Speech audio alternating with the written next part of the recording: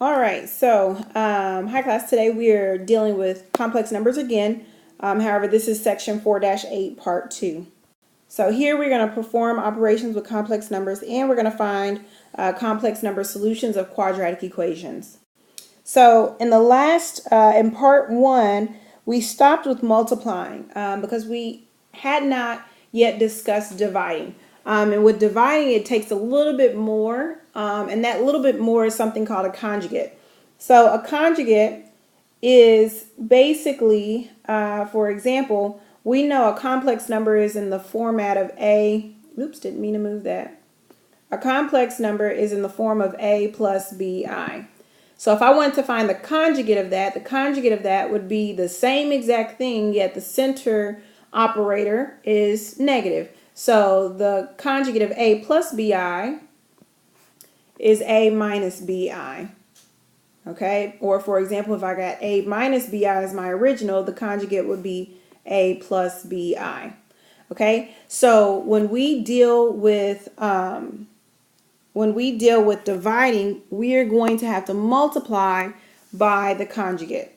Okay, so let's go ahead and erase this, and let's do that. So in the first one, we have 9 plus 12i over 3i. Now, just because 3i is, you don't see it as being set up in the form of a plus bi, it still technically has the plus bi part. Okay, so the opposite of plus bi would be negative bi. So we're going to multiply by negative 3i over negative 3i. Okay, this is where I then like to use two separate boxes.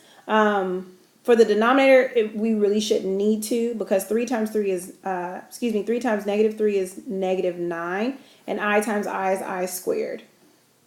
Okay, which we know that the I squared is going to give us negative 1. So really our denominator is negative 9 times negative 1, which is positive 9. Okay, the only reason why now I want to use the box is for the numerator. So let's deal with that for the numerator. Now I'll erase this when we get to the second one. So this is 9 and 12i for the top. And actually, I made that a little bit too big because I don't need a second one, because I'm only multiplying by negative 3i. So that would give us negative 27i and then negative 36i squared. Now, as a reminder, I squared is the same thing as negative 1. And negative 36 and negative 1 is going to give us positive 36. So when I write this in the format above, that's going to be negative 27. Oops, sorry. Remember, you got to put it in the right format, so I apologize.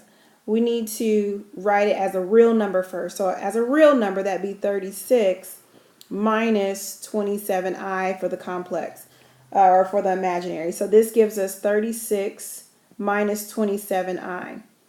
Now, what's so nice about this is that this can be simplified because every number is a multiple of 9. So I can reduce everything by dividing by 9. So 36 divided by 9 would be 4. And negative 27 divided by 9 would be negative 3i. And so that's actually our answer. And we're done. Okay, but again, it's first started by multiplying by the conjugate. So finding the conjugate and then multiplying your numerator and your denominator separately. Once you're done doing that, see if it can be simplified, and if it can be simplified, do so. All right, so let's look at the second one. I need to erase some of this.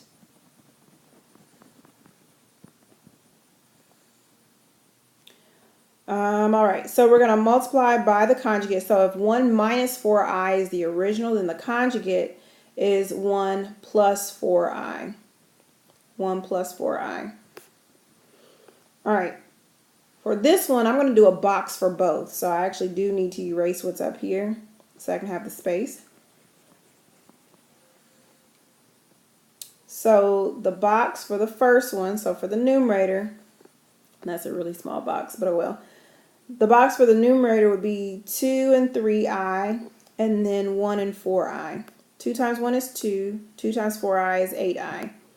3i times 1 is 3i, and then 3i times 4i is 12i squared. But remember again that I squared becomes negative 1, so this is really negative 12.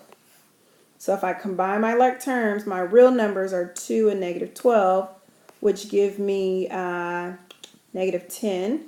And then my 8i and my 3i combines give me negative 11i. So my numerator is going to be negative 10 minus 11i. All right, now we look at the denominator. So I need to create a new box. So I need to erase this piece right here.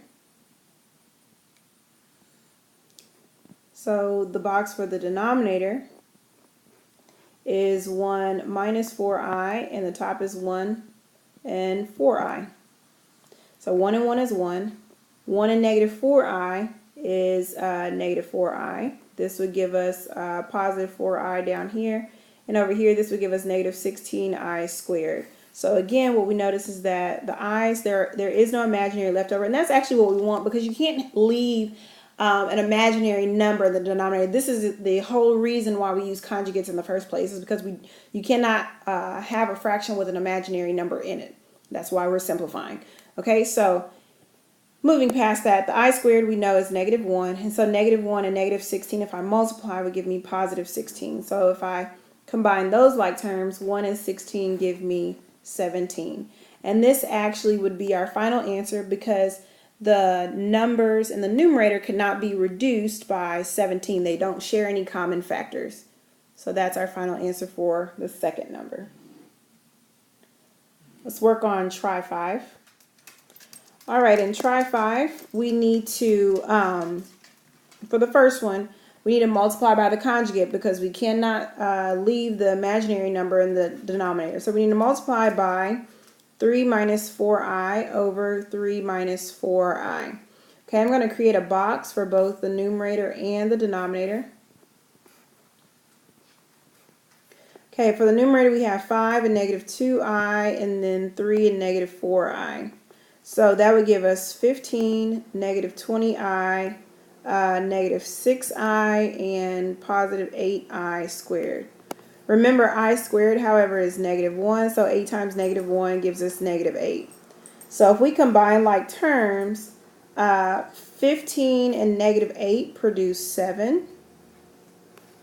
And then negative 20i and negative 6i give us negative 26i. All right, let's work on the denominator. So that's 3 and positive 4i, and then 3 and negative 4i. That gives us 9, 12i, negative 12i, and this gives us negative 16i squared. Remember, this diagonal goes away. The imaginaries are gone. Also remember, I squared is the same thing as negative 1. So negative 16 and negative 1 gives us positive 16. So if we combine 9 and 16, that gives us 25. And actually, this would be our final answer, because 25 does not share factors with 7 and 26. And actually, and I'm just going to say this just so we know, we can take it one step further and just write them as two separate fractions. But for me, I don't mind if you just leave it as one or the other. Okay? All right. So let's look at the denominator, or the second one.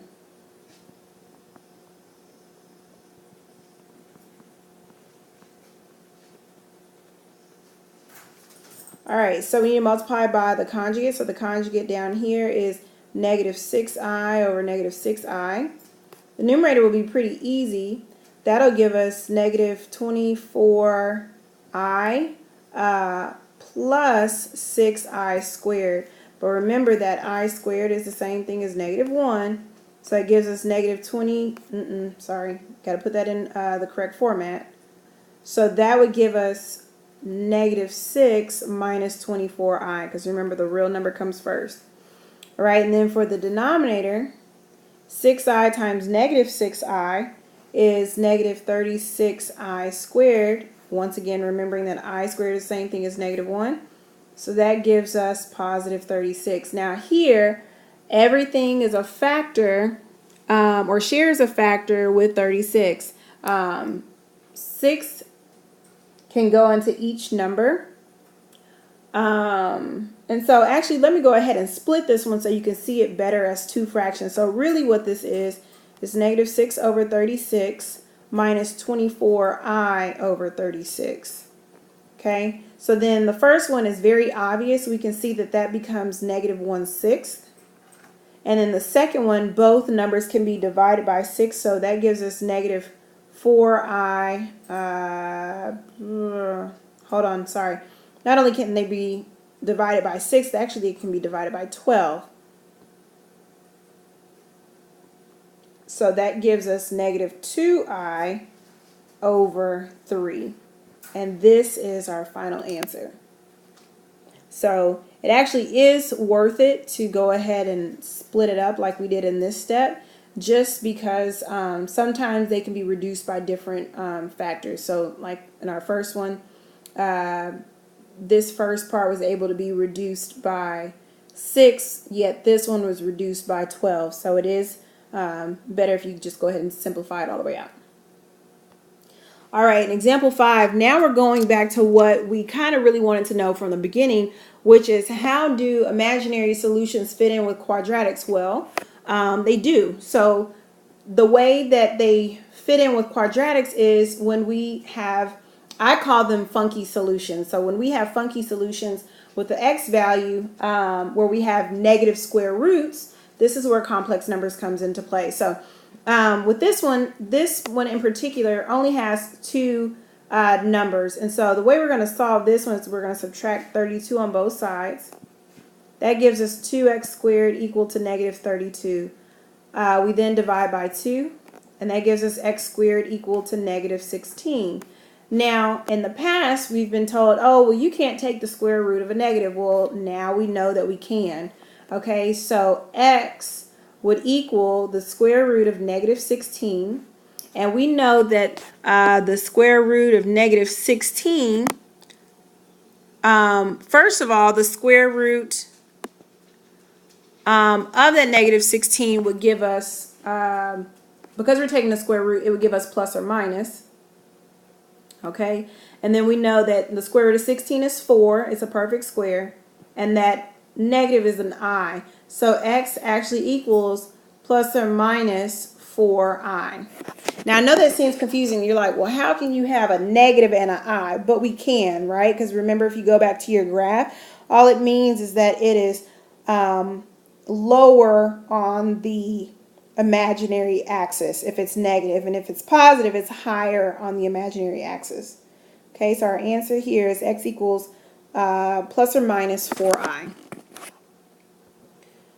All right, for try 6, it says, what are the solutions of the following expression? So again, we're going to subtract 20 on both sides. That would give us 5x squared equal to negative 20 if we divide both sides by 5. That gives us x squared equal to negative 4. Now to take the square root, we know that that would mean x equals plus or minus the square root of negative 4. 4 is a perfect square, so that gives us x equals plus or minus 2i. Now, of course, it won't always be this simple. So let's go ahead and get back to the normal stuff. When is it not going to be simple? So in example 7, this is when it's not simple, okay? We are dealing with regular old AC method, right? But what you'll notice is you won't be able to do AC method here. You'll get it to where the factors won't factor out so nicely. So remember, when factors don't factor out so nicely, we then use the quadratic method. So just as a reminder of what the quadratic method looks like, as x equals negative b plus or minus the square root of b squared minus 4ac all over 2a. All right, so if we substitute that in, we have x equals negative 3 plus or minus the square root of negative 3 squared minus 4 times 2 times 5 all over 2 times 2. Okay? Negative 3 gives us positive 3 plus or minus the square root of negative 3 squared is 9. And then negative 4 times 2 is negative 8. And then we multiply that times 5. That gives us negative 40 over 4. Okay, I need to keep going. This will give us 3 plus or minus the square root of negative 31 over 4. Okay, and then here's the deal with that 31 can't be broken down any further. However, because it is negative, we do need to deal with it as an I. So that becomes 3 plus or minus I square root of 31 over 4. And just so it's official, let's go ahead and write that as it being split into two fractions. So that becomes 3/4 plus or minus I square root of 31/4. And remember, technically, even that final answer I gave you is two answers, right? That's 3/4 plus I squared root of 31 over 4, or 3/4 minus I squared root of 31 over 4. Okay, if that confused you a little bit, let's go ahead and try that on the next one. So on try 7, we have 3x squared minus x plus 2. And if I didn't do so on the last one, I didn't think I needed to, but just in case, let me go ahead and identify A, B, and C. A is 3, B is -1, and C is 2. So remembering that formula, and I'll just rewrite it here as a reminder, x equals -b plus or minus the square root of b squared minus 4ac all over 2a. All right, if we continue with that pattern, that would give us -1 plus or minus the square root of -1 squared minus 4 times 3 times 2 all over 2 times 3. All right, let's keep going. -1 produces +1, plus or minus the square root of -1 squared is 1, and -4 times 3 times 2 gives us -24 over 6. If I keep going, that's 1 plus or minus the square root of -23 over 6. Now again, we wouldn't leave it like this because we have a negative radicand, and so even though 23 can't be broken down, that negative can go away. So that becomes 1 plus or minus I square root of 23 over 6. And finally, what we should do, even though I would accept this as a final answer, what we should do, just in case we needed to reduce anything, is that we should write this as two separate fractions. So our final answer should be 1/6 plus or minus I square root of 23 over 6. And we are done. All right.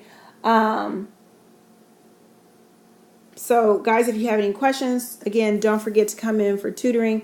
And that's it.